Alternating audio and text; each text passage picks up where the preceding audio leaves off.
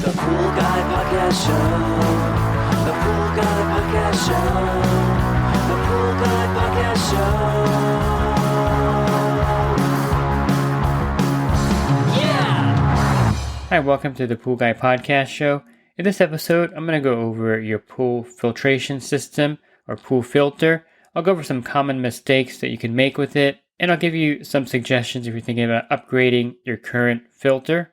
Pool Service Pro. Open a Leslie's wholesale account today and receive wholesale pricing on products you use every day. Leslie's Pool Supply offers convenient locations that are open 7 days a week. Another great benefit of opening a Leslie's wholesale account is Leslie's referral program. Get referred to a customer looking for weekly pool service. Save time and money and grow your pool service route and become a Leslie's Pro. I think the pool industry as a whole doesn't focus as much on the pool filter itself. A lot of times you're going to see a lot of promotions and ads and of course, everywhere where they're talking about upgrading your pump. The pump definitely is important to the system. The pump is kind of like the heart of your pool. If the pump's not working, of course, you're not going to have any kind of circulation. But at the same time, you can have all the circulation in the world with a great variable speed pump running, at 3 horsepower. But if you have a really bad filter, the pool is going to look terrible. So the filtration system is just as important. I would say it's even more important, I think, than the pool pump. You can run, a 3/4 horsepower single speed pump with a really nice filter, and your pool would look really good. You just wouldn't be able to power, your jacuzzi or a water feature with such a low horsepower. But to me, the filter is the main component of any pool. And one of the biggest things I see, one of the biggest mistakes I see people make is having an undersized filter at their house. Now, probably the whole state of Florida is in this category, but most of the time when you have a cartridge filter, it's too small. The builder will look at the specs, and of course you can't argue with the manufacturer's specifications. If it says that this pool filter is rated for 40,000 gallons or 50,000 gallons, it's probably true on paper in the lab or where they got the numbers from. But it's a lot like your gas mileage in your vehicle. I've never gotten the mileage stated on the sticker for my Honda Ridgeline, and it's possible I drive too fast or I accelerate too much, I don't brake at the right time, and that's why the mileage is not going to match. And the same thing goes for the pool filter. The specs definitely don't equate filtration on a realistic level at a pool. I'll give you a good example of this. I took over this pool several years ago. It was an in-ground fiberglass pool. There's not too many of these here, but they dropped the shell in with a crane from the front yard. I guess in some areas they use helicopters. And then the builder put the equipment in to go with this pool. Now this is a pretty good sized fiberglass pool. It was about 16,000 gallons of water. And there was a 100 square foot cartridge filter installed. And this thing just didn't cut it for this pool, especially in California where we get a lot of wind and dirt gets in the pool, and it just was not effective. So I replaced it with a quad 4 type cartridge filter, 400 square feet, and it just wasn't the same pool the week after. I mean, the flow was tremendous, the quality of the water quality was amazing. It could never clear up or get totally clear with that single cartridge filter, with people using it and just with the regular, elements of nature affecting the pool. But with the larger cartridge filter, it just looks spectacular. So the number one mistake that you can make, and it's often made by builders, especially older pools, they're notorious for putting in really small filters with a large pool. And the best thing you can do at that point is to get that filter, cut it out, and put a larger filter in its place. So that's one big mistake that a lot of people make when they go to upgrade their filter. They may go for a filter the same size, or it may be really confusing of how to size a filter if you're going to go from DE, the cartridge, or if you're going from sand, the cartridge. And it's really not rocket science. I would just suggest putting in at least a 450 square foot cartridge filter, or a 520 or 600 square foot, whatever you can afford. But at least 400 square feet of cartridge filtration is going to really change the dynamics of your pool. If you have a 48 square foot DE filter and you go to a 450 square foot cartridge filter, you're going to see amazing results, especially if you're going from an even smaller cartridge filter, maybe 100 or 150 square foot cartridge filter, and you go with a quad 4 450 square foot cartridge filter, you'll see a tremendous improvement in the water quality and circulation right away. Another problem that we run into all the time out there, especially when you're getting a new account, is the fact that the filter has not been cleaned nearly as often as it needs to have been cleaned, or it's been a long time since the last cleaning. So I'll often ask some diagnostic questions when I'm doing a bid, and I'll ask the customer, when was the last time you cleaned the filter? And they may say something like, well, I don't know, a few months ago, or I can't remember the last time it was cleaned. That's pretty much an indication that the filter hasn't been cleaned probably in about a year, which is not uncommon. I've taken over pools where I've opened up the filter and it just looked like it hasn't been cleaned in like 3 years. So it's typical. It's one of those things where a lot of people that are taking care of their own pools, or sometimes there's pool service companies out there that don't really clean the filter as often as they should, and the filters don't look that great when you take over. So it's not uncommon to take off the lid of the filter and find that it hasn't been cleaned for over 6 months at least, sometimes even a year.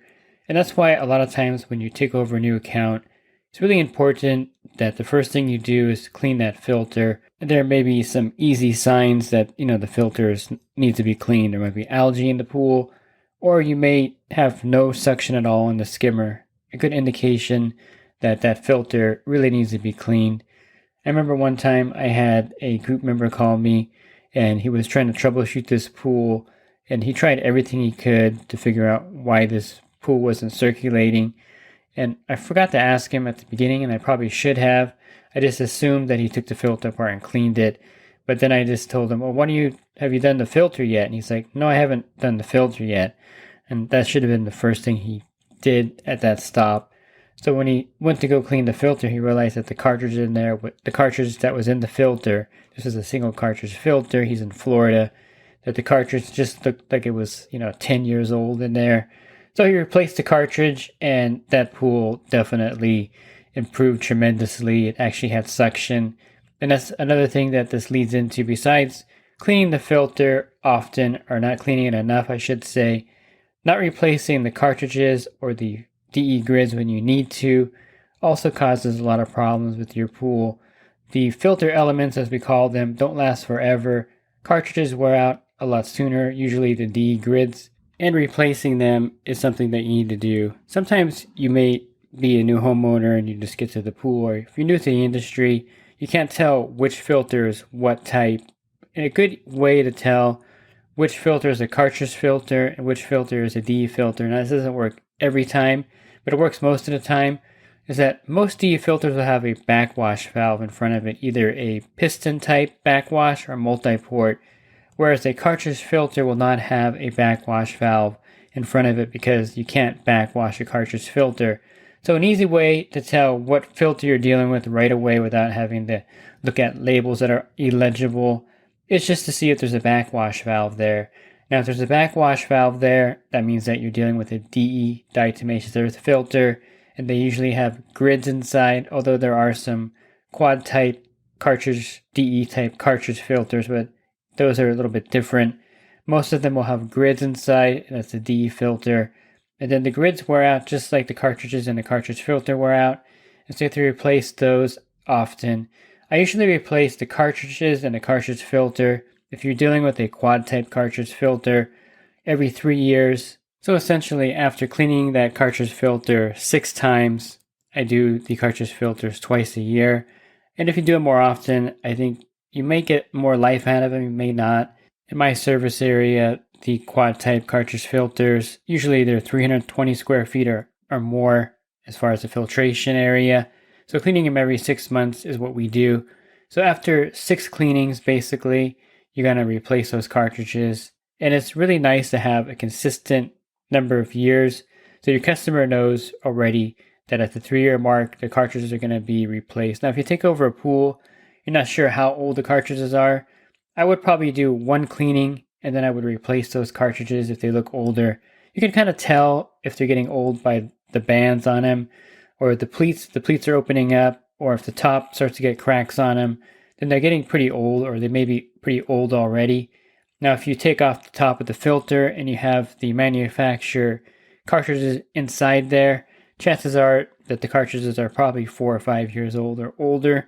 because most people don't buy the manufacturer cartridges once the old ones wore out. There's so many off-brand manufacturers of these cartridges that there's really no need to get the manufactured ones back in there. You have, Pleatco, Unicell, Filbert, plus a bunch of other generic ones that are out there.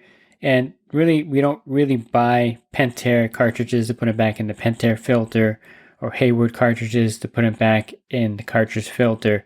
So if you take apart a Hayward cartridge filter and you see that the cartridges are from Hayward, they have the Hayward logo on top, then chances are that's a pretty old cartridge filter that's in that filter. If you have a single cartridge filter, or a single bullet filter as we call them, you may get a year out of that single bullet cartridge. You're going to be cleaning it probably once a month. But I would say 8 months to a year would be the maximum for that single cartridge filter. And then you want to change that out. You can tell when the filter elements are going bad in a cartridge filter, at least for a single bullet cartridge filter. The PSI usually is pretty low. And if that cartridge filter is going bad, it's going to go up to like 25 or 30. And if you clean it and you put it back in and then it goes down to 15 PSI, this is the pressure gauge on top. If that needle's at 15 and you go back there a week later and it's at 25 already, chances are that that cartridge filter material is just not holding up and you need a new cartridge filter at that point.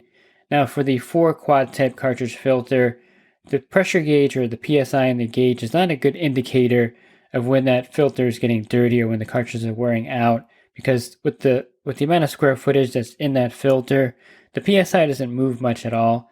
So when you clean it, it may be at 20 PSI. You may be going for about 6 months, and that PSI, the gauge on there, is not changing from 20 to 30. It's just going to stay about 20. So you don't know how dirty that cartridge filter is until you take it apart and hose it off. So the gauge indication, or the PSI on the gauge, is great for a single cartridge filter to know if that filter is going bad or the actual cartridge is going bad, but not so great with the 4 type cartridge filters. And that's why I stick with that 3-year mark. That way I know I'm getting a new cartridge. I'm getting new cartridges every 3 years, because you can't really rely on the pressure gauge in a situation with that kind of filter. How do you know when to replace the diatomaceous earth filter or DE filter grids? It's pretty similar to the single cartridge filter, where the PSI will raise rapidly if the filter elements are going bad. So if you have a DE filter and you don't know how old the grids are, if you clean it and then you put it back together, charge it with the right amount of DE, which is important to add the right amount of diatomaceous earth back into the filter. And then 2 weeks later, you notice that the pressure gauge when it was clean was at 20, and you're already at 28 or 30, and you can backwash that filter if you want, and then recharge a little bit with DE and see if that fixed it. But chances are, if the pressure goes up pretty rapidly within 2 or 3 weeks of you cleaning it, that means that those grids are compromised. They're just not letting the water flow through with the diatomaceous earth coating it, because the material itself is just worn out, and that's why the pressure is going higher, because you're getting poor flow through that filter. Then you would replace all 8 grids in there. I suggest replacing all 8 grids at the same time, and I think that's something that should be done on a regular basis, about every 3 to 4 years with diatomaceous earth grids as well. If you go past the 4-year mark, chances are you're going to get some grids to start to tear, and then you'll have DE leaking into the pool. So for me, I like replacing all 8 grids at the same time. Now, if you have an FNS Plus type filter from Pentair, or a Hayward or Jandy DE filter or waterway filter, there's a partial grid in there. That partial grid is designed so that you can get all of the grids back in there with the stem pipe area, because if you have the full-size grid there's no way to put all 8 grids in there in that circular pattern. And so the small partial grid tends to be the weakest of all the grids in there. Of course, because it's smaller, there's a lot of water pressure. And so I always carry extra partial grids with me, because invariably before the 4-year mark, that partial grid will develop a hole in there and you have to replace it. So having extra partial grids, depending on the size, you want to carry the ones that match your filters on your route. But that partial grid is really important, because to me, that's the one that always seems compromised whenever you're cleaning the filter and realize that diatomaceous earth is getting back in there once you put it back together. So replace that partial grid when necessary. And that seems to be, again, the weak link for those type of filters. Now, what about the quad type DE filters? Now, these are DE filters that have cartridges in them, just like almost like cartridge filters, but the material is more like the grid material on a DE filter. What do you do with the quad DE filters? How do you know when the lifespan is over? They usually don't tear and they usually don't leak DE back into the pool, but then they start getting really ugly. The bands start to break, the pleats separate and get larger. Sometimes you're going to see giant openings in the pleat area.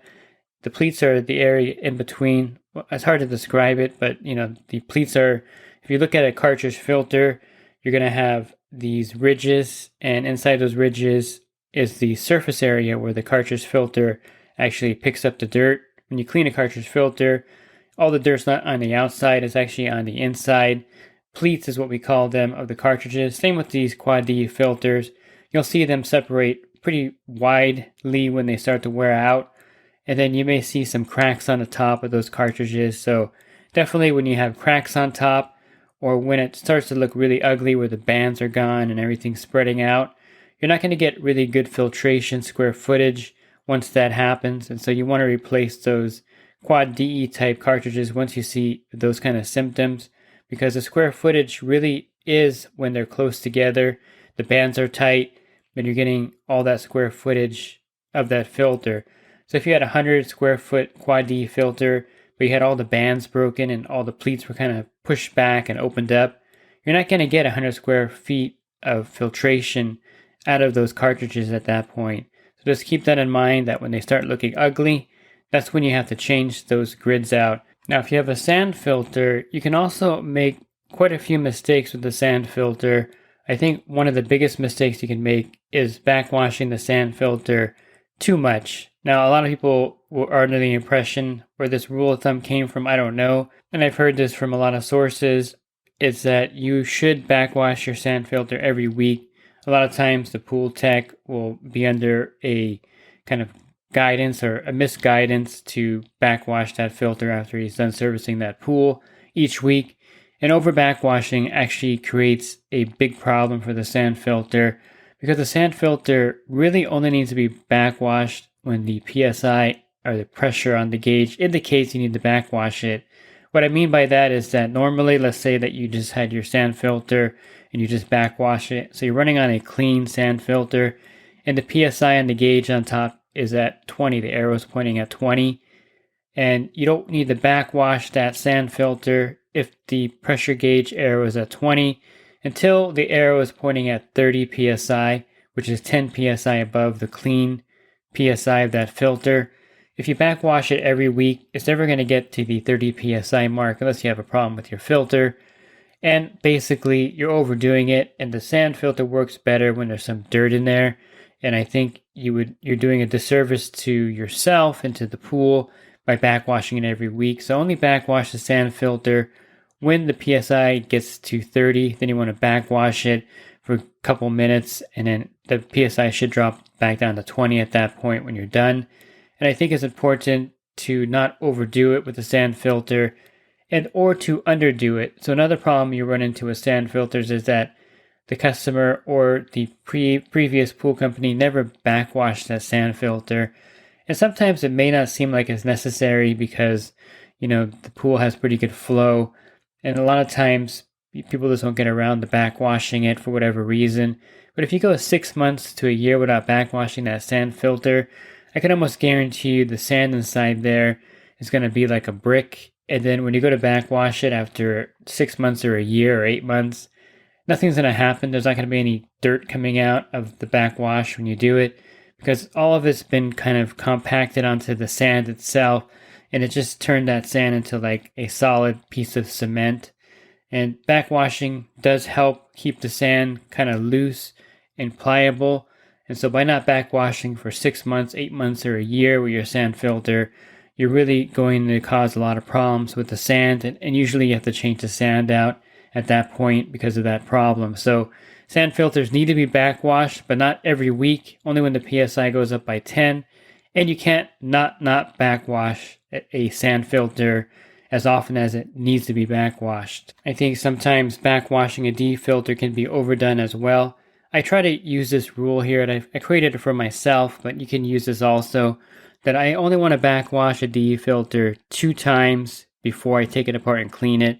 So if I do my D-filters every 6 months, I don't want to be backwashing it more than twice before I take it apart and clean it. And the reason why I created this rule for myself is because if you keep backwashing a D-filter and recharging it with some DE, you'll find that it's really ineffective at some point. If you take the filter apart, you're going to see a lot of grids that have, tons of DE. Some grids will have hardly any, because that really is not an effective way to clean the DE filter, in my opinion. Backwashing is there just to help you to get through that 6-month period, and then you have to clean that filter. Now, some areas you may have to clean that DE filter every 4 months, and you may reach that 2 backwashing rule before then.